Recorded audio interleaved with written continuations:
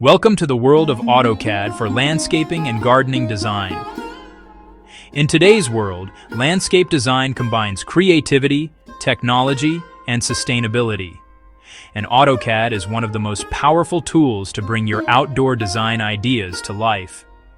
AutoCAD helps landscape architects, garden designers, and planners to create accurate, professional, and visually appealing plans.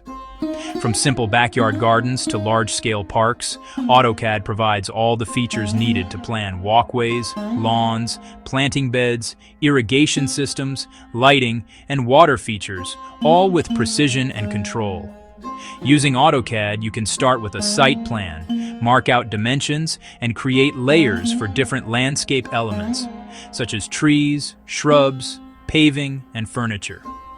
The software allows you to design in both 2D and 3D, helping you visualize the final look of your project before implementation. You can import contour maps, topographic data, and even satellite imagery to ensure your design fits naturally into the environment. With AutoCAD's annotation and measurement tools, you can create detailed working drawings that are easy to read and share with clients or contractors.